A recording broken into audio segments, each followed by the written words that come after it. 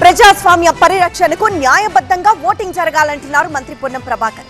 Vote చోరీకి వ్యతిరేకంగా చేపట్టిన సంతకాలతో ఢిల్లీలో ర్యాలీ నిర్వహిస్తున్నామంటున్నారు. సేకరించిన సంతకాలను రాష్ట్రపతికి అందిస్తాం. రాజ్యాంగం ప్రజాస్వామ్యాన్ని కాపాడేందుకు కాంగ్రెస్ ఎల్లప్పుడూ ముందుంటుంది అంటున్నారు మంత్రి పొన్నం. రాజ్యాంగ విలువలు కొనసాగాలంటే ప్రశాంతంగా న్యాయబద్ధంగా ఓటింగ్ జరగాలి. కానీ ఎన్నికల కమిషన్ను తమ తాబేదారుగా మార్చుకొని భారతీయ జనతా పార్టీ దేశవ్యాప్తంగా తమకు వ్యతిరేకంగా ఓటు వేసే వాళ్ళను ఓటు తొలగించడం, ఓటు చోరీకి పాల్పడుతున్నటువంటి పరిస్థితిని దేశవ్యాప్తంగా రాహుల్ గాంధీ గారు చాలా స్పష్టంగా చెప్తా ఉన్నారు. అందుకే దేశవ్యాప్తంగా ఓటు చోరీకి వ్యతిరేకంగా చేపట్టిన సంతకాలతోటి ఈరోజు ఢిల్లీలో ర్యాలీ జరుగుతూ ఉంది.